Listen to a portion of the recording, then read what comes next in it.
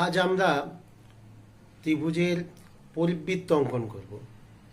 তাহলে ত্রিভুজের পরিবৃত্ত কি জিনিস? দেখো, যদি কোনো বৃত্তের পরিধির ওপর ত্রিভুজের তিনটে শীর্ষবিন্দু অবস্থিত হয়, তাহলে আমরা বৃত্তটিকে ত্রিভুজের পরিবৃত্ত বলব। যেমন এখানে এবিসি ত্রিভুজের তিনটে শীর্ষবিন্দু এ বি সি বৃত্তের ওপরে আছে, তাহলে এই বৃত্তটিকেই আমরা বলবো এবিসি ত্রিভুজের পরিবৃত্ত। তাহলে কোনো একটি বৃত্তের উপরে দেখো, যে কোনো তিনটে বিন্দু নাও, একটা পি, একটা কিউ, যে কোনো তিনটে বিন্দু নাও, আর তাহলে পি কিউ আর পরপর যোগ করে দাও, তাহলে আমরা বলবো এই বৃত্তটি হলো এই ত্রিভুজের পরিবৃত্ত। আমরা নবম শ্রেণীতে উপপাদ্য পড়েছিলাম, যে কোনো ত্রিভুজের তিনটি বাহুর লম্ব সমদ্বিখণ্ডক তিনটি সমবিন্দু। তাহলে আমরা সেখানে কি করেছিলাম একটু আলোচনা করে নেব। তাহলে ধরো বিসি বাহুর মধ্যবিন্দু ডি, এসি বাহুর মধ্যবিন্দু ই, এবি বাহুর মধ্যবিন্দু এফ। তাহলে ডি বিন্দুতে লম্ব, ই বিন্দুতে লম্ব, আমরা দুটো লম্ব পরস্পর ও বিন্দুতে ছেদ করেছি। এবার ও এফ যুক্ত করে প্রমাণ করতে পেরেছিলাম ও এফটা এবি এর ওপর লম্ব। সেক্ষেত্রে প্রমাণের জন্য আমরা কি করেছিলাম, ও এফ ও বি ও সি জয়েন করেছিলাম।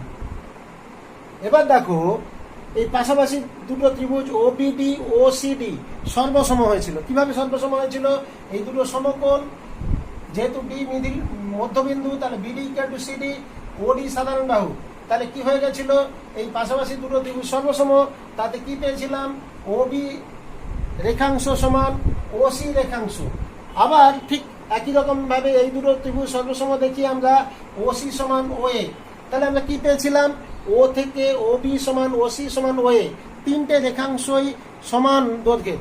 তাহলে ও থেকে এবিসি সমদূরবর্তী। তাহলে ওকে কেন্দ্র করে ও এ ব্যাসার্ধ নিয়ে যদি আমরা বৃত্ত আঁকো, দেখবে সেগুলো বিসি দিয়ে যাবে। তাহলে দেখো, বৃত্তটা এইভাবে তোমরা পেয়েছিলে। তাহলে যেটা হলো যে এটাকে আমরা পরিবৃত্ত বলবো। তাহলে এখন দেখো, উপপাদ্যের মধ্যে আমরা কি পড়েছিলাম, যে যেহেতু তিনটে বাহুর লম্ব সমদ্বিখণ্ডক তিনটে সমবিন্দু, তাহলে সম্পাদ্য অঙ্কনের বেলা আমরা তিনটে বাহুর লম্ব সমদ্বিখণ্ডক নাও আঁকতে পারি। কেন? দুটো লম্ব সমদ্বিখণ্ডক যে বিন্দুতে মিলিত হয়, থার্ড লম্ব সমদ্বিখণ্ডক সেম বিন্দু দিয়ে যাবে। তাহলে আমরা সম্পাদ্য অঙ্কনের সময় যে কোনো দুটি বাহুর লম্ব সমদ্বিখণ্ডক আঁকবো। আমাদের এখন একটি 6 সেন্টিমিটার, 8 সেন্টিমিটার ও 9 সেন্টিমিটার বাহু বিশিষ্ট ত্রিভুজ অঙ্কন করে ওই ত্রিভুজের পরিবৃত্ত অঙ্কন করতে হবে। তার জন্য আমি 6 সেন্টিমিটার একটা রেখাংশ, নেক্সট 8 সেন্টিমিটারের রেখাংশ, নেক্সট আমরা 9 সেন্টিমিটারের রেখাংশ আমরা এঁকে নিয়েছি।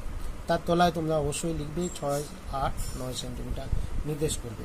এরপরে আমি একটা বিএক্স বড় করে সরল রেখাংশ এঁকে নিয়েছি। এবার দেখো, আমরা যেটা করব, 9 সেন্টিমিটারের সমান দৈর্ঘ্য নিয়ে আমরা ত্রিভুজটা আঁকতে চলেছি। তাহলে 9 সেন্টিমিটারের দৈর্ঘ্যের রেখাংশের সমান মাপ নিয়ে বিএক্স থেকে আমরা সে বিসি কেটে নিলাম। এবার আমরা 6 সেন্টিমিটারের সমান মাপ নিয়ে 6 সেন্টিমিটারের সমান মাপ নিয়ে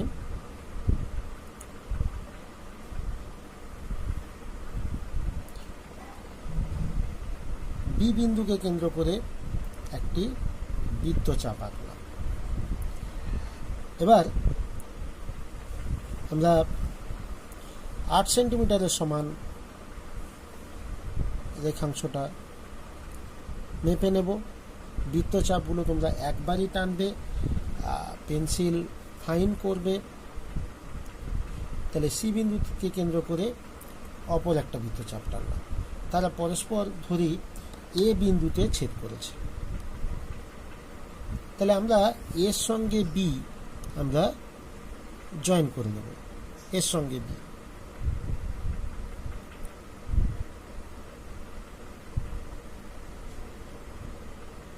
মোটামুটি বারে বারে তোমরা চেক করে দেখবে যাতে দুটো বিন্দু দিয়ে ঠিকঠাক যায়।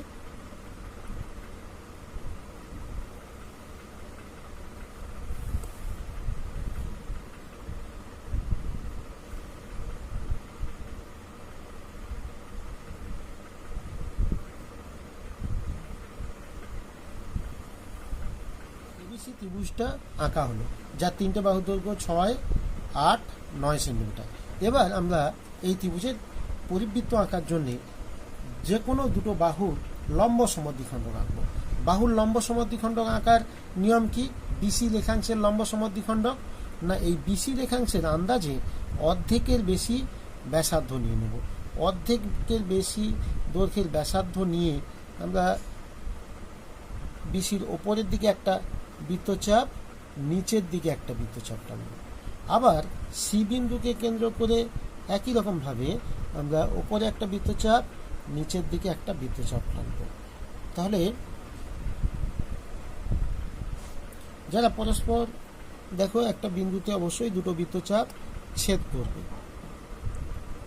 এখন দেখো এই দুটো ছেদ বিন্দু জয়েন করলেই কি পাবো?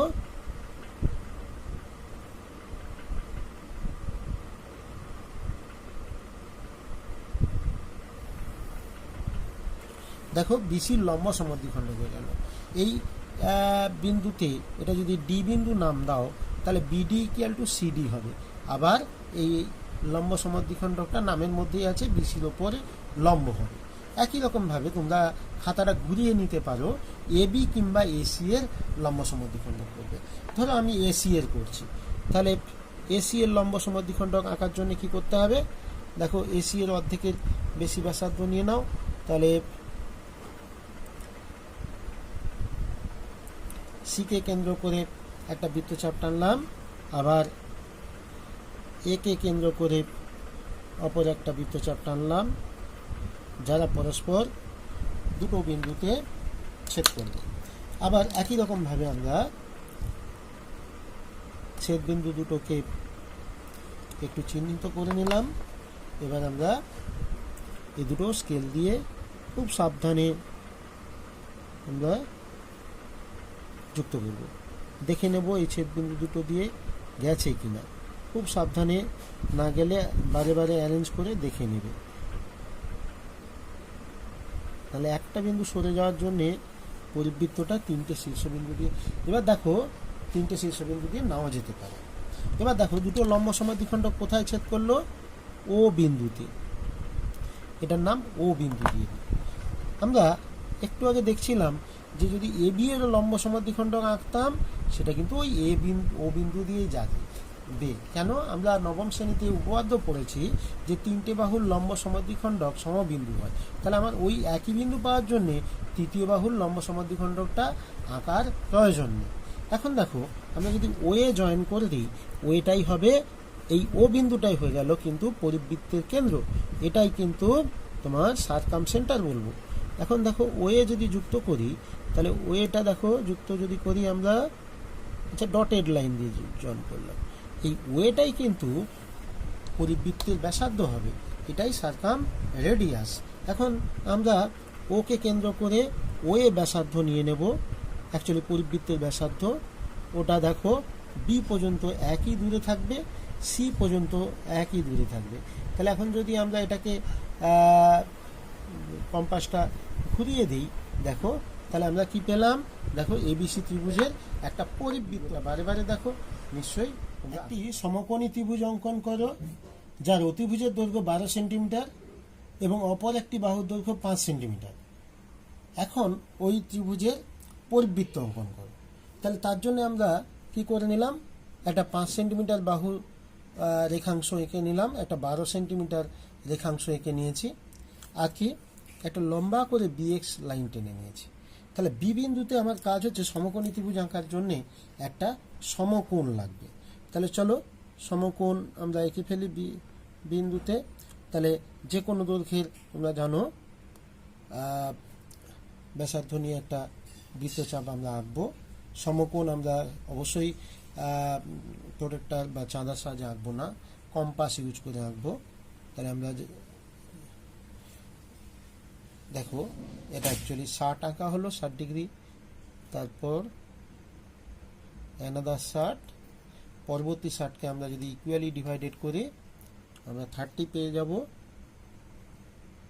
তাহলে 60 আর 30 আমরা 90 ডিগ্রি পেয়ে যাব। চলো এবার আমরা 90 ডিগ্রিটা কমপ্লিট করি।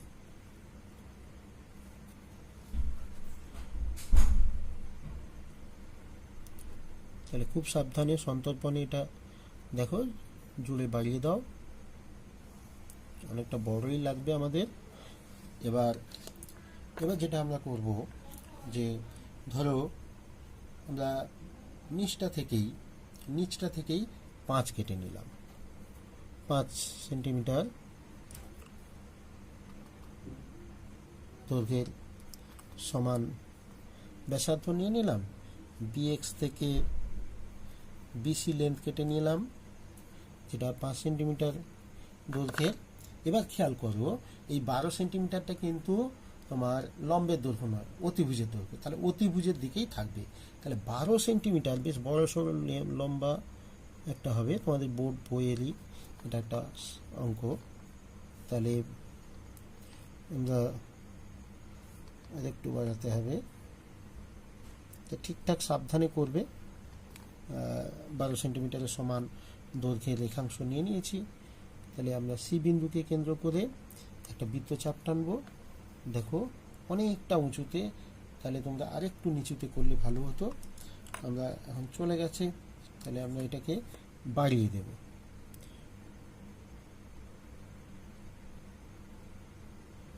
খুব সন্তর্পণে, নাহলে ম্যাচ করবে না, একটু সরিয়ে নাও, এটা বাড়িয়ে দাও। তাহলে এইটাই হচ্ছে আমার এই পয়েন্ট। আর একটু নিচু করে করবে তোমরা এই ক্ষেত্রে, যেহেতু অনেকটা বড় আছে। তাহলে আমরা এসি জয়েন করে দেব।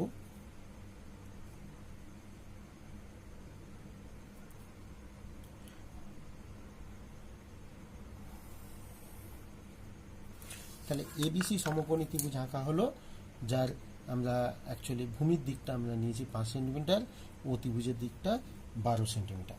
এবার একটা ধর্ম তোমরা জানো যে, মনে রাখবে তোমরা, সমকোণী ত্রিভুজের পরিবৃত্তের কেন্দ্রটা হয়, পরিকেন্দ্রটা হয় অতিভুজের মধ্যবিন্দু।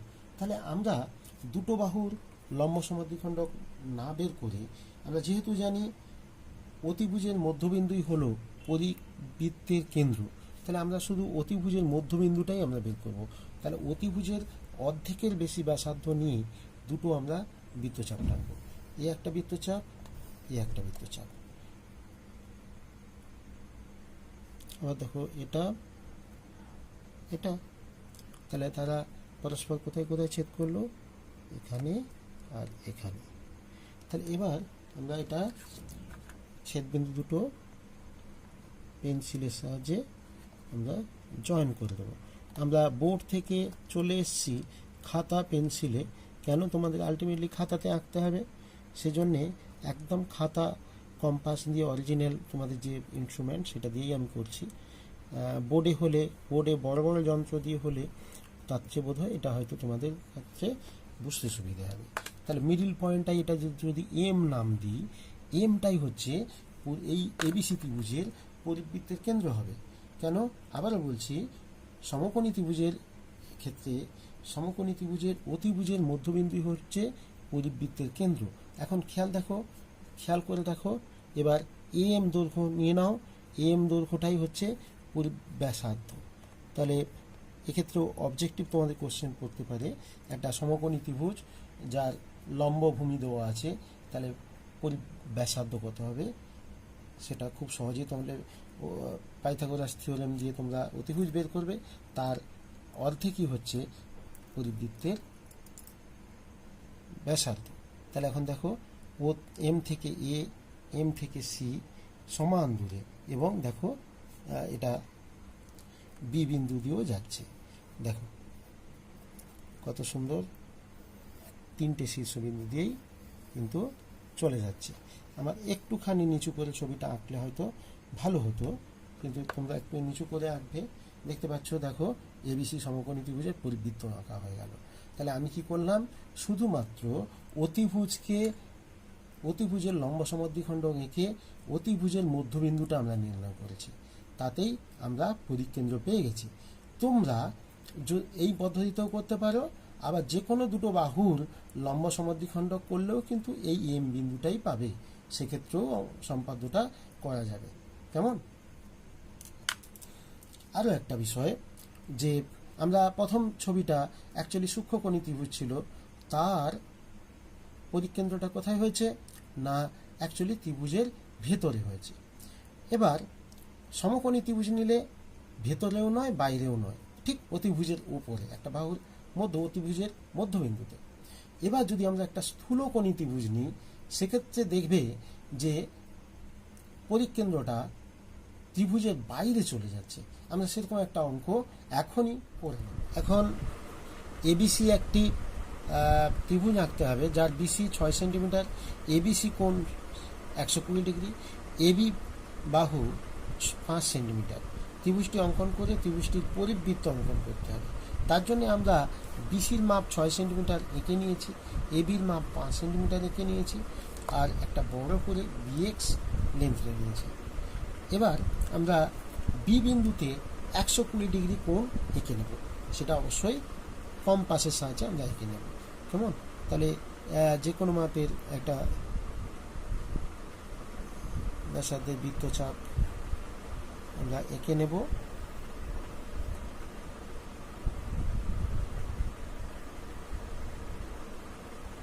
তাহলে আবার দেখো, এটা 60 ডিগ্রি হলো অ্যাকচুয়ালি, নেক্সট অ্যানাদার 60 ডিগ্রি। তাহলে আমরা এটা জয়েন করে দেব।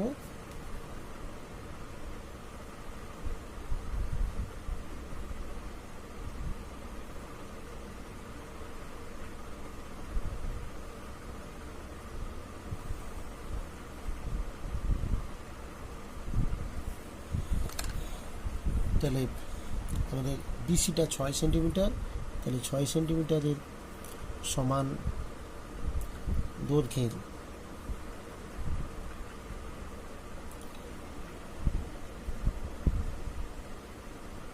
নিয়ে বিএক্স থেকে বিসি কেটে নেব।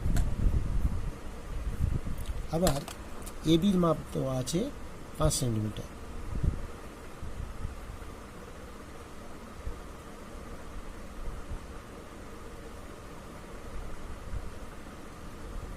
ঠিকঠাক মাপতে, তাহলে এটা কেটে নেব। এটা অবশ্যই এ বিন্দু নাম দেব, এই প্রান্তটা ওয়াই নাম দিতেই পারো। এবার আমরা এ আর সি জয়েন করে নেব, এ আর সি। তাহলে ত্রিভুজটা কিন্তু এটা স্থূলকোণী ত্রিভুজ হয়ে গেল। কেন? একটা কোণ 90-এর চেয়ে বেশি আছে,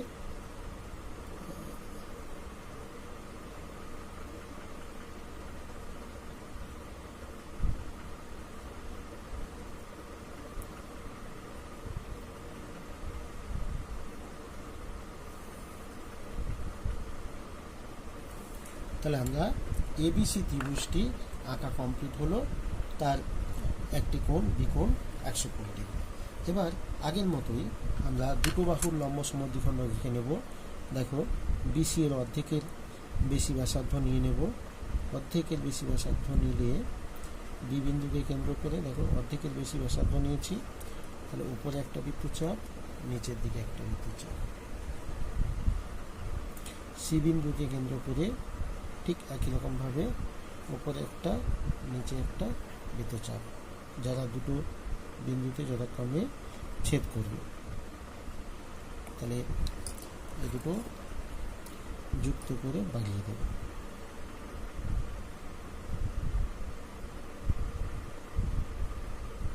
খুব সাবধানে করতে হবে। তাহলে বিসি এর লম্ব সমদ্বিখণ্ডক হয়ে গেল। বিসি এর মধ্যবিন্দু পেলাম, যেটা আবার লম্ব সমদ্বিখণ্ডকটা অবশ্যই বিসি এর উপরে লম্ব হবেই। এবার আমরা এসি এর লম্ব সমদ্বিখণ্ডক এঁকে নেব। তার জন্য কি করব, এসি এর অর্ধেকের বেশি ব্যাসার্ধ নিয়ে আগের মতোই দুটো বৃত্তচাপ টানব।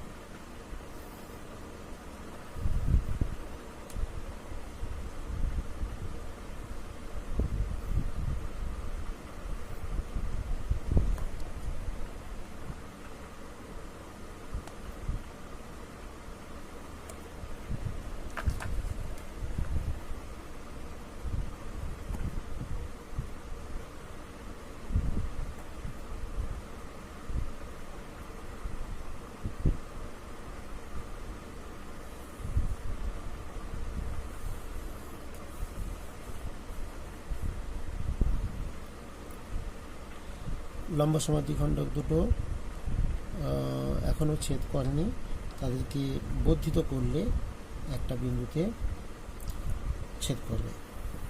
আমরা আগেই বলেছিলাম যে স্থূলকোণী ত্রিভুজ নিলে সেক্ষেত্রে পরিকেন্দ্রটা বৃত্তে ত্রিভুজের বাইরে অবস্থিত হয়। সেই পরিকেন্দ্রটা এটাই কিন্তু ও বিন্দু পেয়ে গেলাম।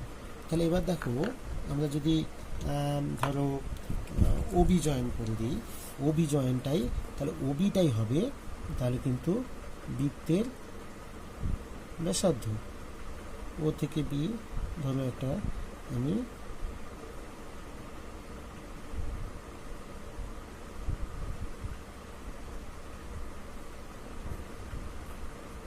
ডটেড লাইন দিয়ে জয়েন করলাম।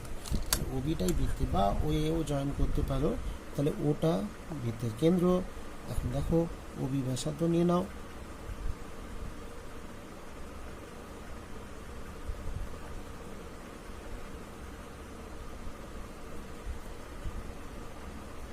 দেখো এবিসি সমান দূরে ও থেকে। তোমরা এছাড়াও থিওরেম পড়েছ, তিনটি অসমরেখ বিন্দু দিয়ে কেবলমাত্র একটি বৃত্তই অঙ্কন করা যায়। কেন? সেটারও কারণ ছিল তিনটি অসমরেখ বিন্দু এবিসি, তাহলে অবশ্যই এবি বিসি সি এ রেখাংশগুলো নির্দিষ্ট। তাহলে নির্দিষ্ট যেহেতু, তাদের লম্ব সমদ্বিখণ্ডকগুলো নির্দিষ্ট, তাদের ছেদবিন্দুটাও নির্দিষ্ট, তাহলে ব্যাসার্ধটাও নির্দিষ্ট হলো, পরিকেন্দ্রটাও নির্দিষ্ট হলো, বৃত্তটাও নির্দিষ্ট হবে।